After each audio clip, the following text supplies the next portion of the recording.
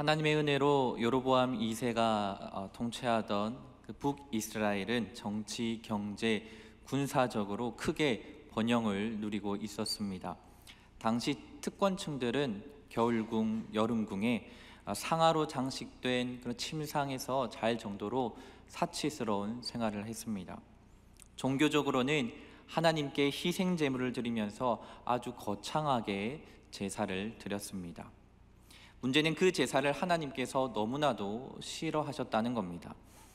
우리 5장 21절에서 22절에 이렇게 기록했었습니다. 내가 너희 절기들을 미워하여 멸시하며 너희 성회들을 기뻐하지 아니하나니 너희가 내게 번제나 소제를 드릴지라도 내가 받지 아니할 것이요 너희의 살찐 희생의 화목제도 내가 돌아보지 아니하리라.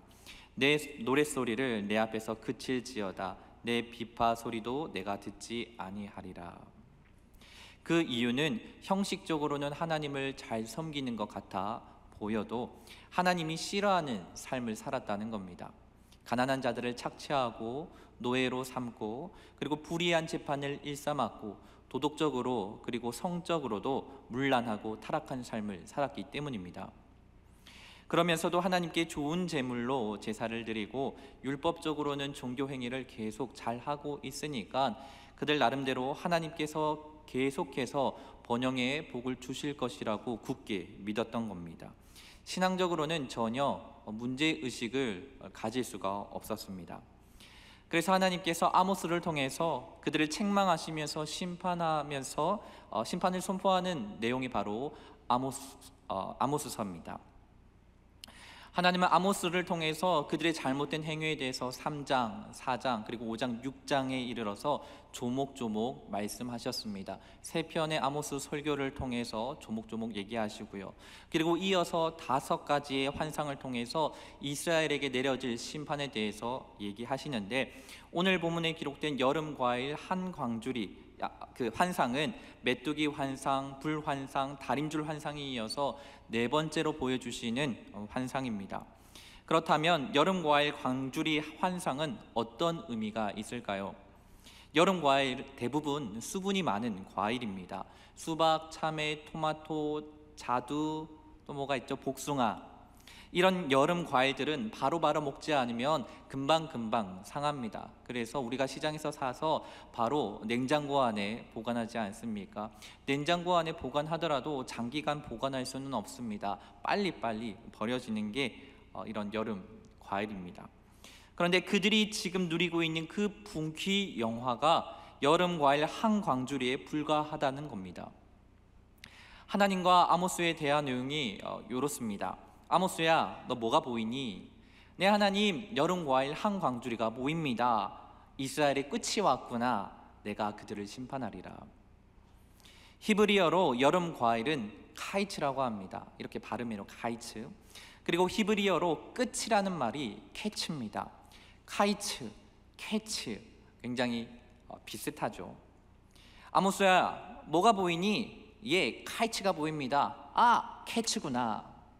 이스라엘은 카이츠처럼 캐치구나. 여름 과일 한 광주리처럼 끝이구나. 하나님과 아모스의 대화 내용, 이 뉘앙스가 이렇습니다. 그런데 이스라엘의 끝, 그들의 죄에 대한 심판의 내용이 아주 무시무시합니다. 그들이 궁전에서 파티하면서 부르는 노래가, 기뻐하면서 부르는 노래가 애곡이 됩니다. 슬픈 노래로 변합니다. 곳곳에 죽은 시체가 널브러져 있는데 사람들이 아무렇지도 않게 그냥 무덤덤하게 지나다닙니다. 아니, 어떤 경우에 길가에 이렇게 시체들이 널브러져 있는데 그냥 다닐 수가 있습니까? 바로 전쟁이 일어나서 대량 학살을 당할 것을 두고 하시는 말씀이죠. 본문 5절을 보면 그들의 진짜 영적 상태를 우리가 알 수가 있는데, 그들의 영적 상태가 이렇습니다. 너희가 이르기를 월삭이 언제 지나서 우리가 곡식을 팔며 안식일이 언제 지나서 우리가 밀을 내게 할꼬. 이 당시 이스라엘 백성들에게 안식일은 하나님 앞에 모여서 하나님을 기뻐하고 하나님께 감사하면서 예배드리는 것이 아니었습니다. 왜 안식일을 만들어서 우리 장사 못하게 되는 거지? 빨리 안식일이 지나야지 장사를 할 텐데 빨리 지났으면 좋겠다. 그들에게 안식일은 지겨운 날이었고 빨리 지나기를 바라는 날이었습니다. 그리고 에바를 작게 하고 세계를 크게 하여 거짓 저울로 속이며 은으로 힘없는 자를 사며 신 한 켤레로 가난한 자를 사며 찌꺼기 밀을 팔자 하는도다. 안식일 날 내일 어떻게 돈 벌까? 내일 돈 많이 벌어야 되는데 어떤 식으로 이 사람들을 되로 속여가지고 곡식은 적게 주고 돈은 많이 받을까? 안식일 날 제사를 하면서 이러고 있다는 겁니다. 그래서 하나님께서 무서운 심판을 예고하십니다. 9절입니다. 내가 해를 대낮에 지게 하여 백주의 땅을 캄캄하게 하겠다. 그들의 번영과 호화로운 삶이 최고조를 찍을 때 대낮에 갑자기 온 하늘에 캄캄하게 되듯이 너희들의 재앙이 그렇게 임하게 될 것이다. 이 무서운 재앙을 10절에서는 이렇게 표현하죠. 너희 절기를 애통으로 너희 모든 노래를 애곡으로 변하게 하며 모든 사람에게 굵은 배로 허리를 동이게 하며 모든 머리를 대머리가 되게 하며 독자의 죽음으로 말미암아 애통하듯 하게 하며 결국은 공고한 날과 같게 하리라. 독자의 죽음, 하나밖에 없는 자녀의 죽음, 이것으로 겪게 되는 이 부모의 마음 얼마나 슬플까요? 이보다 더 큰 재앙이 있습니까? 이보다 더 큰 벌이 있습니까? 그런데 왜 하나님께서 왜 아모스를 통해서 이 사랑하는 자기 자녀들, 자기 백성들에게 이런 무시무시한 심판을 내리시겠다고 하고 계신 걸까요? 사실 하나님의 본심은 심판에 있는 것이 아니라는 것을 우리가 잘 압니다. 회개하고 돌아오라라는 것이 하나님의 본심이죠. 그래서 5장 4절 6절에 너희는 나를 찾으라 그리하면 살리라 이렇게 계속해서 반복해서 우리에게 말씀해주고 계십니다. 이렇게 말씀하시는데도 그들이 귓등으로도 듣지 않는 거죠. 그래서 앞서 나온 벌과는 비교도 안 되는 무서운 벌을 11절 이하에 기록하고 있습니다. 주 여호와의 말씀이니라 보라 날이 이를지라 내가 기근을 땅에 보내리니 양식이 없어 주림이 아니며 물이 없어 가람이 아니요 여호와의 말씀을 듣지 못한 기갈이라. 사람이 이 바다에서 저 바다까지 북쪽에서 동쪽까지 비틀거리며 여호와의 말씀을 구하려고 돌아다녀도 얻지 못하리니 그날의 아름다운 처녀와 젊은 난자가 다 갈아여 쓰러지리라. 하나님께서 이스라엘 백성의 땅에 기근을 내려 보내주시겠다는 겁니다. 기근이란 흉년이 들어서 먹을 것이 없어서 굶주린 상태를 말합니다. 그런데 이 기근이 먹는 양식의 기근이 아니라 하나님의 말씀을 듣지 못한 기갈이라는 겁니다. 기근이라는 겁니다. 하나님이 이스라엘 백성들로부터 떠나 버리시겠다는 겁니다. 하나님께서 더 이상 말씀하지 않으시고 입을 다물고 계시겠다는 겁니다. 이보다 더 큰 벌은 없습니다. 하나님이 떠나시고 말씀이 들리지 않는데 어떻게 죄를 자복하면서 회개할 수 있습니까? 하나님의 말씀이 들리지 않는데, 하나님의 말씀이 역사하지 않는데 어떻게 고침받을 수 있습니까? 하나님께서 그냥 내버려 두시겠다는 겁니다. 이 내버려 두시겠다는 벌, 이 벌이 얼마나 무서운 벌인 줄 모릅니다. 로마서 1장에 보면 하나님께서 간섭하지 않고 그냥 내버려 두시는 벌에 대해서 이렇게 기록하고 있습니다. 먼저 우상 숭배의 죄에 대해서 이렇게 말씀합니다. 하나님께서 그들을 마음의 종욕대로 더러움에 내버려 두사 그들이 하나님의 진리를 거짓 것으로 바꾸어 피조물을 조물줄보다 더 경배하고 섬김이라. 그리고 동성애의 죄에 대해서도 하나님께서 그들을 부끄러운 욕심에 내버려 두셨다라고 기록하고 있습니다. 불의, 추악, 탐욕, 악의, 시기, 살인, 분쟁 등등의 죄에 대해서도 하나님께서 그들을 그 상실한 마음대로 내버려 두사 합당하지 못한 일을 하게 하셨다라고 말씀합니다. 이런 죄들이 다 하나님께서 그냥 내버려 두시는 벌이었다는 겁니다. 그러면 우리는 어떻습니까?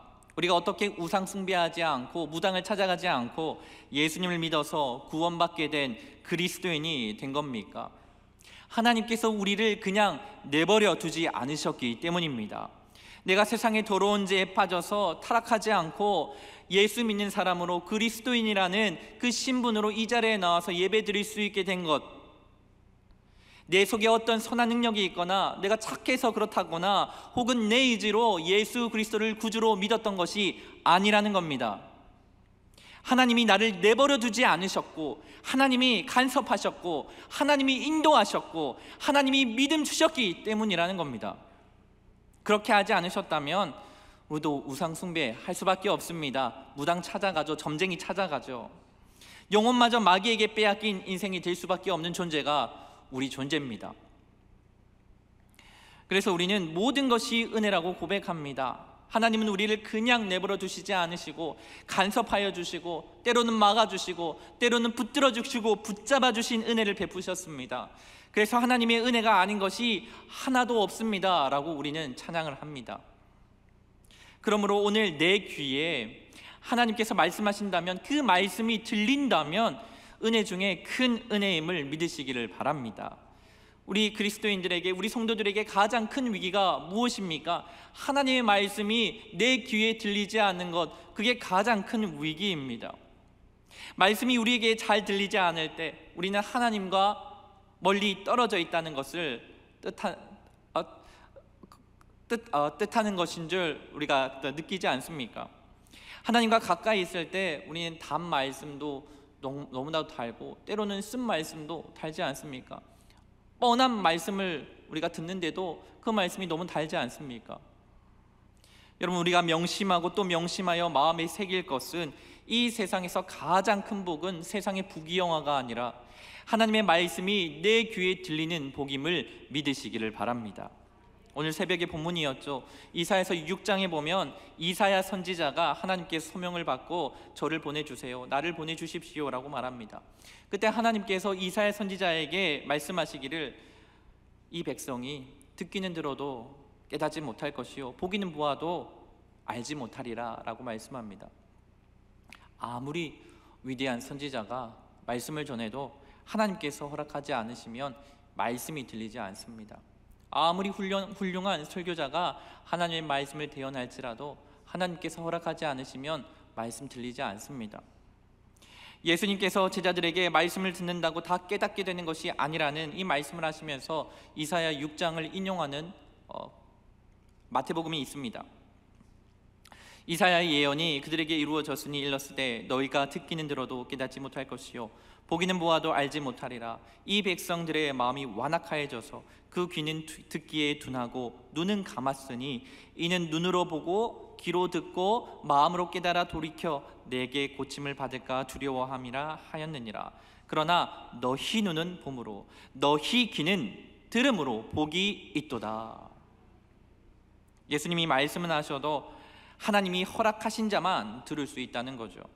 그러나 너희 귀는 들음으로 복이 있도다. 누구에게 하시는 말씀일까요? 예수님의 제자들에게 하시는 말씀일까요? 바로 우리에게 하시는 말씀입니다. 아모스 때나 지금이나 하나님의 관심은 하나님께서 택하신 주의 자녀들에게 있습니다. 우리에게 있습니다. 그래서 하나님은 우리가 말씀을 듣기를 너무나도 원하십니다. 하나님이 너무나도 간절히 원하시는 만큼 사탄은 우리가 말씀 듣기를 결코 원하지 않기 때문에 어떤 방법으로든 우리의 귀에 말씀이 들리지 않게 수를 쓸 겁니다. 그래서 우리가 살아가는 세상에 사탄이 묻어놓은 미혹의 올무들이 정말 쥐레밭같이 많죠. 말씀을 집중해서 들을 수가 없습니다. 오늘날 살아가는 우리들에게는 말이죠. 지하철을 타보십니까? 책 읽는 사람이 있습니까? 제가 이번에 단기 선교를 갔을 때 일본의 지하철을 많이 탔습니다. 몇 년 전까지만 해도 그래도 일본 지하철을 타면 일본 사람들이 책을 많이 읽었습니다. 종종 보였습니다. 근데 이번에 갔을 때 99%, 제가 봤을 때는 100% 스마트폰만 들여다보고 있었습니다. 아날로그를 미학으로 여기는 일본 사람들도 그런데 디지털을 장려하는 우리는 어떻습니까? 너무나 많은 정보들이 우리의 귀에 들려오고 있는 시대입니다. 너무 많은 게 눈에 보입니다. 정신 차리고 마음 다잡지 않으면 우리가 말씀을 보는 것, 말씀을 듣는 것 너무나도 어렵습니다.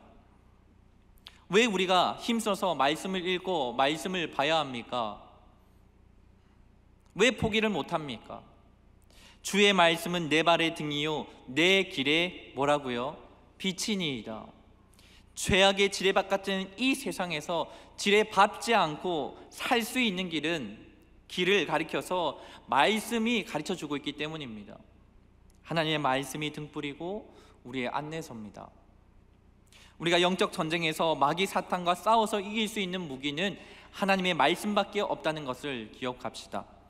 예수님도 마귀에게 시험 받으실 때 얼마든지 성자 하나님의 권위와 그리고 권세를 가지고 단번에 무찌를 수 있었을 겁니다. 제압할 수 있었을 겁니다. 그런데 기록된 말씀에 하나님의 말씀으로 맞서서 승리하셨습니다. 왜 그러셨을까요? 그냥 권세로 그냥 무찌르고 짓누르면 편하잖아요. 우리들에게 이 영적 전쟁에서 싸워 이길 수 있는 무기는 말씀이라는 것을 깨닫게 하기 위함인 줄 믿습니다. 성도 여러분, 지금 말씀에 대한 우리의 태도 한번 점검해 볼까요? 신명기 28장 1절에서는 이렇게 말씀하고 있습니다. 네가 네 하나님 여호와의 말씀을 삼가 듣고 내가 오늘 너에게 명령하는 그의 모든 명령을 지켜 행하면 너의 하나님 여호와께서 너를 세계 모든 민족 위에 뛰어나게 하실 것이라. 네가 네 하나님 여호와의 말씀을 청종하면 이 모든 복이 너에게 임하며 너에게 이르리니. 아멘. 하나님의 말씀을 들을 때 어떻게 들어야 한다고요? 삼가 들어야 한다고 말씀합니다.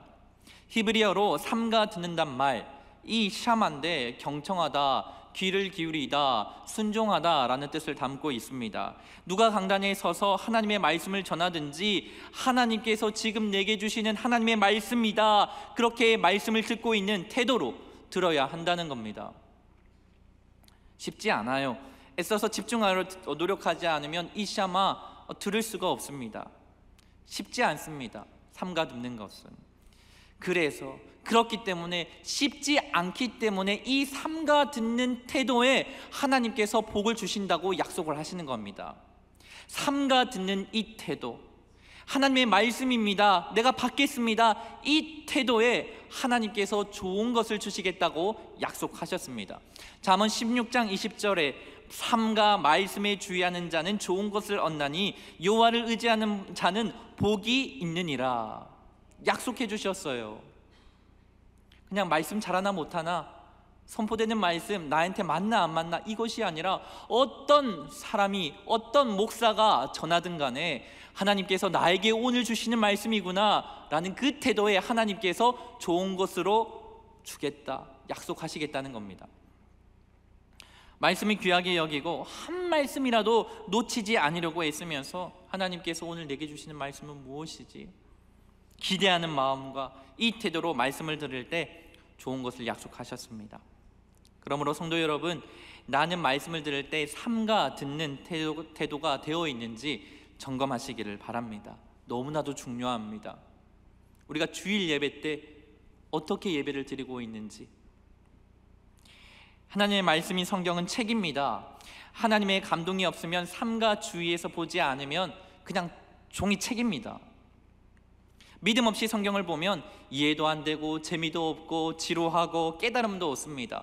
어떤 이에게는 그냥 황당한 이 소설 같은 이야기, 아주 수준 낮은 책으로 보입니다. 그런데 삼가 보고 듣는 태도가 되어서 성령님의 감동하심으로 우리가 성경을 읽게 되면 이 성경책은 더 이상 책이 아닙니다. 거기에는 인간의 이해를 뛰어넘는 적는 자 하나님의 개입이 이루어집니다. 성경에 기록된 그 말씀이 하나님의 인격이 되어서 말씀으로 우리에게 찾아오게 되는 것입니다. 이것을 신학적인 용어로 말씀인 로고스가 레마로, 캐리그마로 나타난다라고 말합니다. 레마란 성경 말씀이 성령님의 도우심으로 삶의 구체적인 상황에서 일어나는 현상과 능력을 가리키고요, 캐리그마란 선포된 말씀, 주로 설교겠죠. 설교나 성도 입에서 나오는 이 신앙 고백을 통해서 나타나는 특별한 능력입니다. 그래서 성경은 그냥 책이 아니라 믿음으로 말씀을 읽고 삼가 주의에서 그 선포되는 말씀을 받을 때 그냥 활자, 문자화된 활자가 아닙니다. 그냥 공기 중에서 파장되는 그런 소리 자체가 아닙니다. 레마로, 캐리그마로 나타나는 하나님의 능력이 됨을 믿으시기 바랍니다. 이런 하나님의 능력이 우리 교회 강단에서 선포되기를 진심으로 축복합니다. 오늘 주신 말씀 11절에 보면 내가 기근을 땅에 보내리니 양식이 없어 주림이 아니며 물이 없어 가람이 아니요 여호와의 말씀을 듣지 못한 기갈이다 라고 말씀하고 있습니다. 사람은 먹지 못하면 죽습니다. 그렇죠, 당연하죠. 물을 마시지 않으면 갈증이 생겨서 죽습니다. 이 주림과 갈증을 합해서 일어나는 현상을 가리켜서 기갈이라고 합니다. 비타민이 부족하거나 섭취를 못하는 상태를 가리켜서 우리가 비타민 결핍증에 걸렸다라고 말하지 않습니까? 이 비타민이 결핍되면 눈에 바로 보이지는 않지만 그럼에도 불구하고 우리 몸에 각종 질병이 알게 모르게 찾아옵니다. 비타민 결핍으로 찾아오는 질병 너무나도 다양하죠. 우리에게 말씀의 결핍은 인생의 주림과 갈증과 각종 고난을 초래합니다.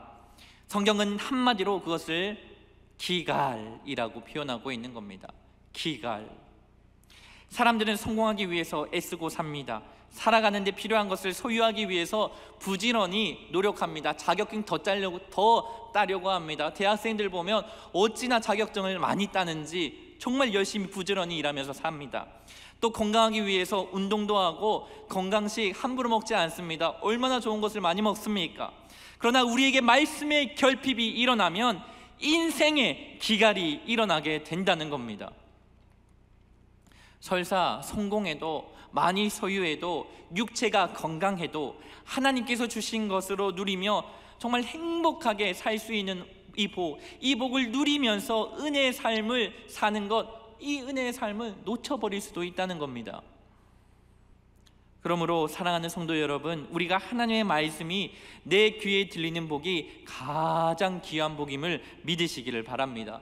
이 세상의 그 어떤 일보다 더 중요하고 더 우선적으로 생각해야 할 것이 바로 하나님의 말씀을 가까이 하기 위해서, 이 말씀을 바로 듣기 위해서 애쓰는 일이라는 것을 우리의 마음속에 깊이 새기는 여러분이 되시기를 축복합니다. 마지막으로 다 한 목소리로 잠언 16장 20절을 3번 합독하고 말씀을 마치겠습니다. 시작. 삼가 말씀에 주의하는 자는 좋은 것을 얻나니 여호와를 의지하는 자는 복이 있느니라. 삼가 말씀에 주의하는 자는 좋은 것을 얻나니 여호와를 의지하는 자는 복이 있느니라. 삼가 말씀에 주의하는 자는 좋은 것을 얻나니 여호와를 의지하는 자는 복이 있느니라. 아멘.